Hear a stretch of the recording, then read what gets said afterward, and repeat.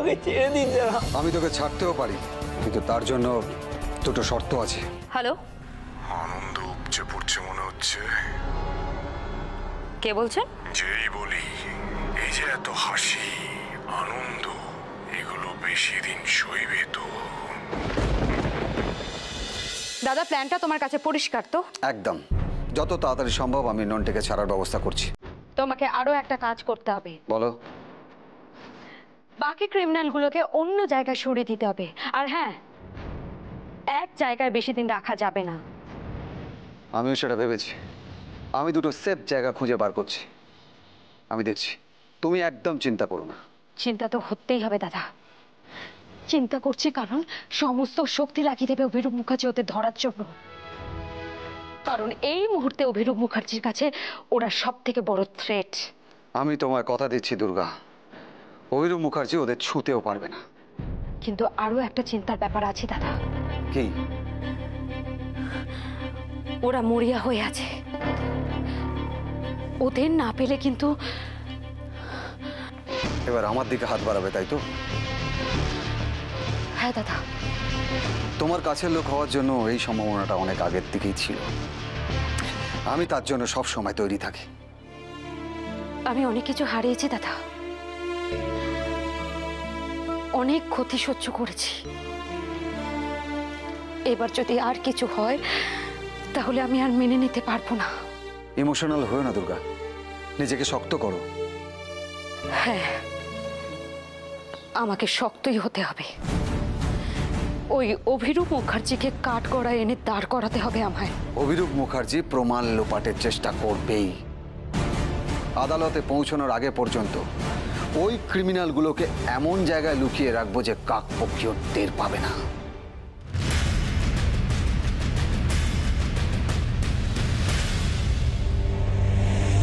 কি হলো? তোমার ত্রিশঙ্কুর দশা বলে আমাদের ঝুলিয়ে রাখলে কেন? কি এমন আকাশ ভেঙে পড়েছে? ছাড়ো ছাড়ো, তোমাকে কিছু বলা না বলা সমান। ও এই ব্যাপার। কারণ বাড়ির গুণে এখানে এসে রোয়াব দেখাচ্ছে। কি বললে? বুঝো, ওকে এখান থেকে নিয়ে যাও। মুখ থেকে বক বক করছে মদের গন্ধ। বাবা, এমন ভাবে বলছো যেন তুমি এই জিনিসটা ছুঁয়েই রাখোনি। হ্যাঁ, আমি খাই রিল্যাক্স করার জন্য, তোমার মতন মাতাল হবার জন্য না। এদিকে শোনো, আরে কি করছো কি তুমি? বাপ ছেলে মিলে তোমরা নিজেদের শান্ত বসে নিয়ে যাও, নিয়ে যাও এখান থেকে। বসো বসো, তুমি শান্ত হয়ে বসো তো। আরে এমন নিশ্চয়ই কিছু ঘটেছে যার জন্য মীর বাবা পরিষ্কার করে আমাকে বলো তো কি হয়েছে। আরে কি আবার বলবে, গলা অব্দি খেয়ে আছে। এই শোনো, আমার যা অবস্থা হয়ে আছে না, চারপাশে যা দেখছি, তারপর গলা অব্দি খেয়ে নেশা করার দরকার হবে না। শোনো শোনো, মহাপুরুষ বানিয়ে দিচ্ছেন, শোনো। কিছু বুঝলে এসব শুনে? আরে কি চুপ করবো? ছেলের এই অবস্থা থেকে কোন বাবার ফুর্তি হবে বলো তো? আর এমন কিছু হয়েছে, কিছু একটা ব্যাপার আমি অনেকক্ষণ আগে জানতে চেয়েছি, তার বদলে চারটে বাজে কথা বলেছে। শোনো মিহির, একটা কথা তোমাকে ক্লিয়ারলি বলে দিচ্ছি, তোমার ছোট ভাইকে আমি আমার ছেলে বলেই মনে করি না। রইলে শুধু তুমি হচ্ছে আমার একমাত্র উত্তরাধিকার। আমার পরে তোমাকে এই সব সামলাতে হবে, কিন্তু তার জন্য মনটা শক্ত করা দরকার। তোমার কি মনে হচ্ছে? আমি কি মনে হচ্ছে না হচ্ছে সেটা বাদ দাও, যেটা বলছি সেটা শোনো। সবকিছুর দায়িত্ব নেবার আগে তোমাকে সেটেল হতে হবে। সেটেল? কোথায়? কোথায় আবার কি? এখানেই, গুঞ্জনের সাথে। তোমার মাথায় কত কি ঢুকছে আমি জানি না, কিন্তু এটা করতে হবে। কারণ এত কিছুর পরে সুশীল এখনো চায় গুঞ্জনের সাথে তোমার বিয়ে হোক। হ্যাঁ, আমার মনে হয় গুঞ্জনও সেটা চায়। এখন অনেক সমস্যা আছে, এসব বিয়ে টিয়ে নিয়ে আমি 5 তারিখ আমি ঠিক করেছি, আগামী 5 তারিখ তোমার আর গুঞ্জনের 4 হাত এক করে দেবো।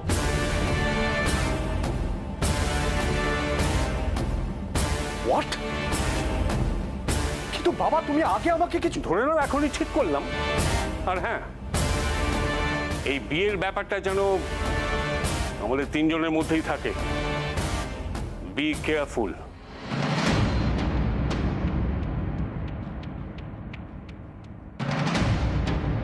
হোক বিয়ে, 5 তারিখ একটা ধামাকা হবে।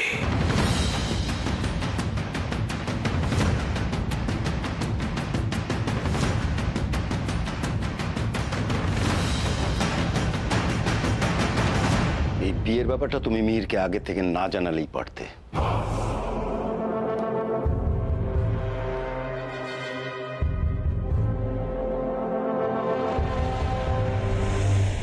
সম্রাট, এভাবে যেও না বাবা। তুমি অত্যাচার বলছো, নির্যাতন বলছো, যদি কিছু করেও থাকে তাহলে সেটা তো শাসন। মা হয়ে কি মেয়েকে শাসন করার অধিকারও আমার নেই? কখনো কখনো মনে হয়েছিল সম্রাটদার মাথাটা বোধহয় পুরো খারাপ নয়, কিন্তু আজ যা করছে সেটা কি কখনো কোনো সুস্থ মানুষ করতে পারে? সুস্থ মানুষ মাথা ঠান্ডা করেও খুন করতে পারে, সেরকম আমাদের বাড়িতেও রয়েছে।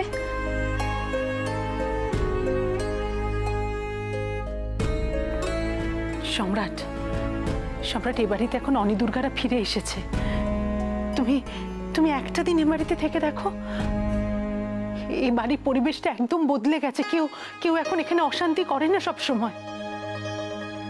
এই বাড়িতে কেউ ভয় ভয় থাকে না সম্রাট। ও কখন কি করবে কোনো বিশ্বাস নেই, আর আজ তো এমনিতেই মেজাজটা খারাপ। সবাই মিলে বোঝাচ্ছে এতে আরো হিতে বিপরীত না হয়। তার থেকে তুই কিছু বলছিস না কেন রিয়া? আমাকে তোমরা ক্ষমা করো মা, আজ সম্রাট বলছে বলে নয়, এই কথাটা আমিও তোমাদের আগেই বলেছিলাম। এবার আমায় যেতে হবে। কিন্তু রিয়া, সেটা তো রাগ করে, অভিমান করে বলেছিস। না মা, আমি কি বুঝি না? একেবারেই নয়। আমি সত্যি সত্যি বলেছিলাম। দেখো, বিয়ের পর থেকে তো আমি এ বাড়িতে পড়ে আছি। আমার তো ইচ্ছে করে আমার একটা নিজের সংসার হবে।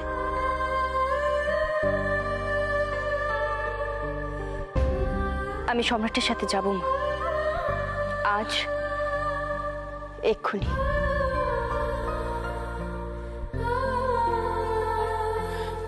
রিয়া, তুমি সংসার করতে চাইছো, এটা আমাদের কোনো আপত্তি নেই, বরং আমরা খুব খুশি হয়েছি। কিন্তু এটা কোনো জামা নয় রিয়া। তুমি ছোট মা, এই ব্যাপারটা নিয়ে আর ফর্মালিটি নাই বা করলে থাক না।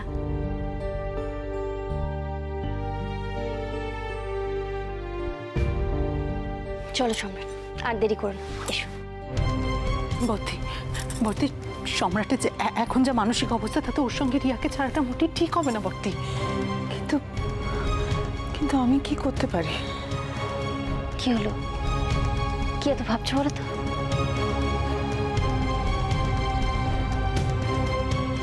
আমি রিয়ার অবস্থাটা বুঝতে পারছি বর্তি। ও যাতে আর এখানে বাড়াবাড়ি না করে সেই জন্য ও সম্রাটকে নিয়ে যাওয়ার চেষ্টা করছে, কিন্তু এটা তো রিয়ার ক্ষতি হতে পারে। বড়মা, প্লিজ তুমি কিছু একটা করো।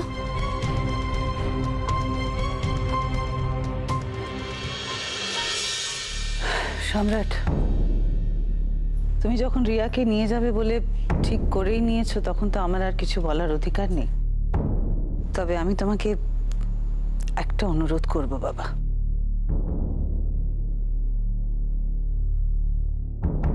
রিয়ার বাবা আসুক, ওনার সঙ্গে কথা বলে ওনার অনুমতি নিয়ে না হয় যেও। বউ আমার অনুমতি নিতে হবে শ্বশুর বাবার? তবে একটা জিনিস ভালোই হয়েছে, ওই শ্বশুর বাবার কথা মনে করিয়ে দিয়ে ভালোই করেছেন।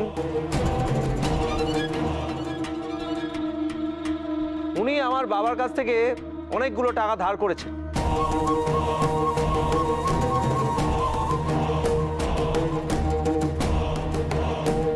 কথাটা বোধহয় এখানে বলাটা আমার ঠিক হয়নি। অনেক টাকা? কেন? তার কি আর কোনো নির্দিষ্ট কারণ আছে? টাকা ধার নিলেই হলো। তবে আমার বাবা ধরে নিয়েছেন টাকাগুলো বগে চলে গেছে, কিন্তু আমি প্রত্যেকটা টাকার হিসেব নেব। পাই পয়সার হিসেব না নিয়ে আমি এখান থেকে কিছুতেই যাব না।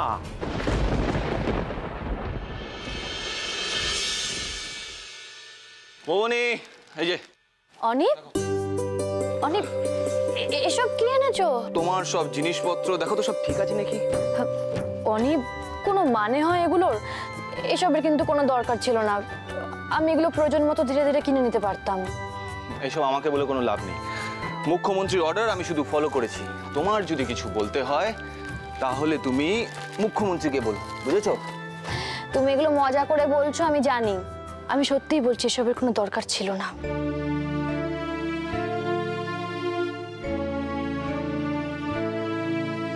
অনিপ, অনি আর কিছু নয়, আমার অস্বস্তি হয় এটা ভেবেছে।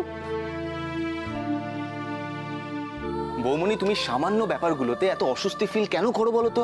তোমাকে ডক্টরের কাছে চেক আপে নিয়ে গেলাম, সেখানেও তুমি এরকম বলছিলে। এখন অনি, অনি, আমি তোমায় এর কারণ বলে বোঝাতে পারবো না। আমি বুঝি বৌমনি, তুমি যদি ভাবো যে আমি আমার দায়বদ্ধতা বোধ থেকে এসব করছি তাহলে ভুল ভাবছো। আমি এইসব আমার মন থেকে করছি। তুমি শুধু দুর্গার দিদিয়াই নও, আমারও বৌমনি। তোমার জন্য কিছু করতে পারলে আমার ভালো লাগবে। কি হলো, ওভাবে কি দেখছো? আমি তোমাকে যত দেখি আমার তত অবাক লাগে। তোমরা দুই ভাই, অথচ কত পার্থক্য তোমার সাথে তোমার দাদা ভাইয়ের। তোমাকে যতটাই নিজের কাছের মনে হয়, তোমার দাদা ভাইকে ততটাই। দাদা ভাই এরকম ছিল না বৌমনি। আমি যে মানুষটাকে ছোট থেকে দেখেছি, যে মানুষটার সঙ্গে আমি খেলে বড় হয়েছি, সেই মানুষটা কখনোই এরকম ছিল না। তুমি ভাবতে পারবে না বৌমনি, দাদা ভাই কিভাবে আমাকে আগলে রাখতো। আমার যদি চোট লাগতো, আমি যদি পড়ে যেতাম, তখন তখন যেন মনে হতো ওরই লেগেছে, জানো? তুমি একজন মানুষের কথা বলছো অনি, আর আমি তার জায়গায় এক শয়তানকে দেখেছি। ওকে বদলেছে বাবা, বাবার রাজনীতির ধরন, পরিবেশ। আমি ভাবতেই পারি না দাদা ভাই মানুষ খুন করতে পারে। ও তোমাকে নিজের ভালোবাসার মানুষকে কষ্ট দিতে পারে, এত অসম্মান করতে পারে। থাক অনি, তোমার দাদা ভাইকে নিয়ে আমি কোনো রকম কোনো কথা শুনতে চাই না। অনি, অনি, তুমি এখন বাড়ি যাও। দুর্গা ফিরলে তোমাকে দেখতে না পারলে চিন্তা করবে। যাও, বাড়ি যাও। চিন্তা শুধু অনেকে নিয়ে নয়, তোকে একবার না দেখে গেলেও যে আমার টেনশন হবে।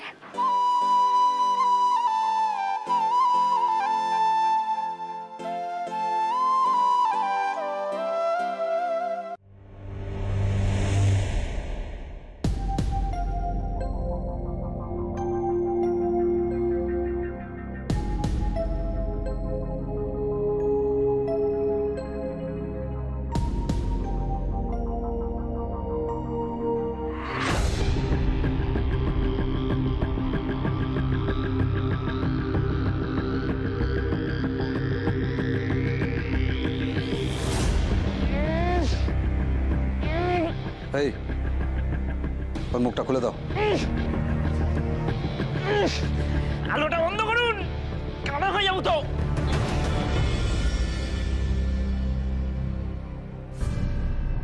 এখানে মারার জন্য রেখে গেছেন? হ্যাঁ, দিন রাত কিছু বুঝতে পারছি না। সারাক্ষণ গাড়ির উপর থেকে আসছো না, টিকটিকি ছুঁচো সব দৌড়ে বেড়াচ্ছে। এর থেকে তো জেলে রেখে দিতে পারতেন ফেলে।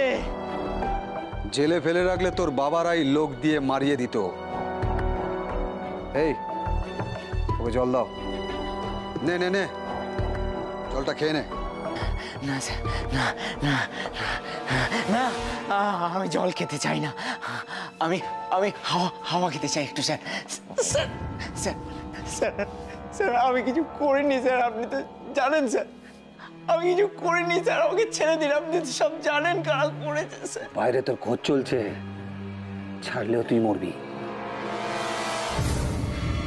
কিন্তু আমি যে ওদের কথা মতো গেছিলিস, কিন্তু যে কাজের জন্য গেছিলিস সেটা তো করতে পারিসনি। তাই প্রমাণ লোপাটের জন্য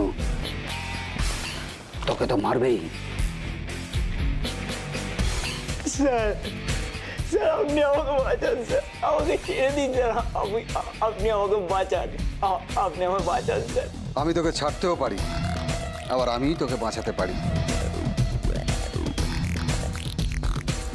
কিন্তু তার জন্য দুটো শর্ত আছে। মিহির কোথায় জানো? অনেকক্ষণ দেখছি না ওকে। বাড়িতেই আছে, আজ কোথাও বেরোয়নি।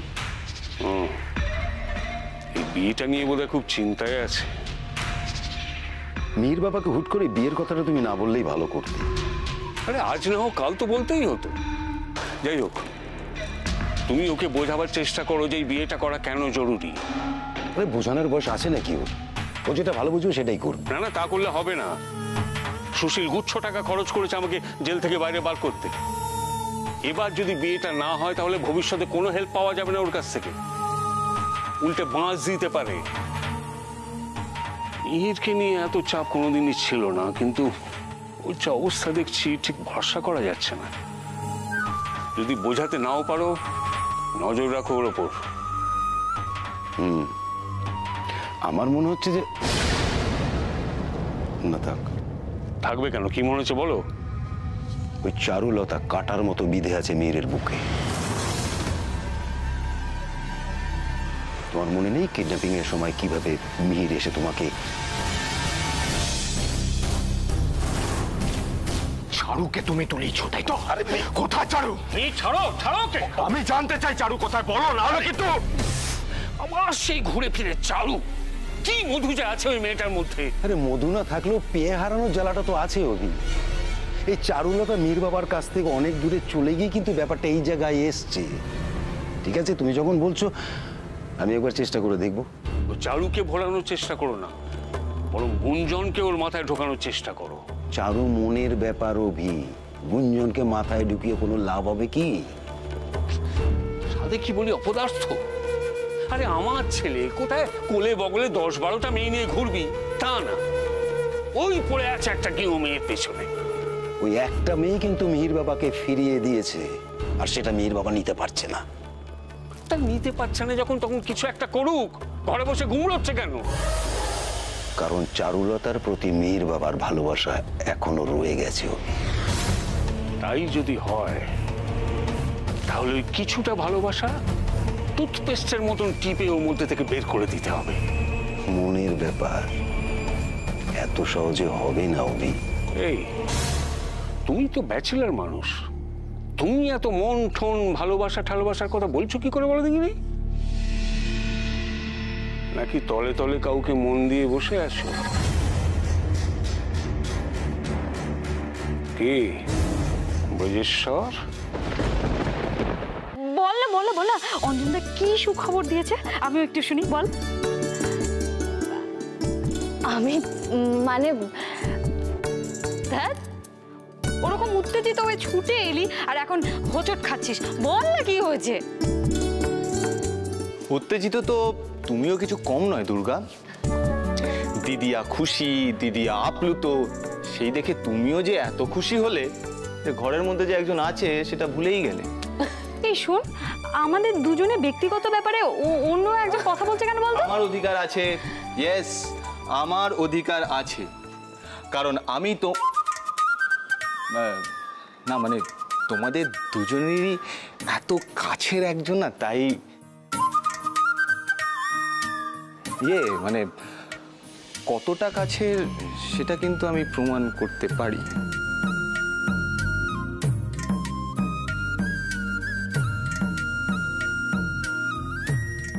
আমার একটু খুশি দেখে ওরা সবাই কত খুশি। তাহলে মিহির আমার সাথে যা করেছে সেসব জানলে তো ওরা, না না, যা হওয়ার তা হয়ে গেছে। দুর্গাকে কোনোভাবেই ওই ঘটনা বলা যাবে না। আমাকে এটা একটা দুঃস্বপ্ন ভেবে সব ভুলে যেতে হবে, ভুলে যেতে হবে আমাকে।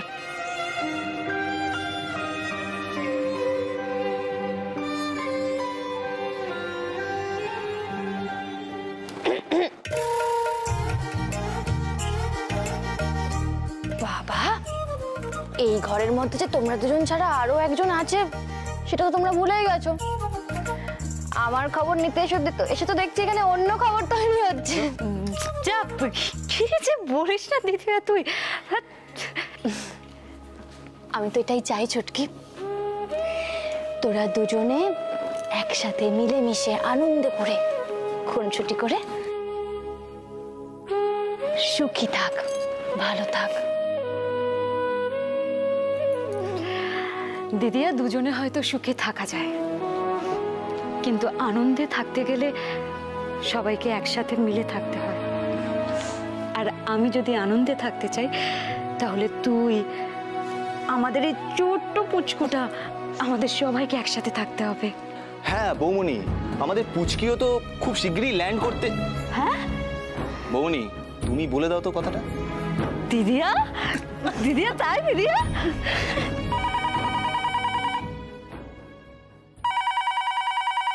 এই দাঁড়া দাঁড়া দাঁড়া, আমি দেখছি।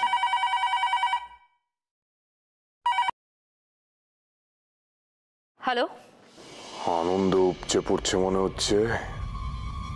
কে বলছেন? যেই বলি কি বলছি সেটা ইম্পর্টেন্ট।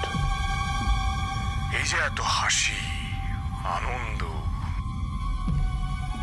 এগুলো বেশি দিন সইবে তো? কে বলছেন আপনি?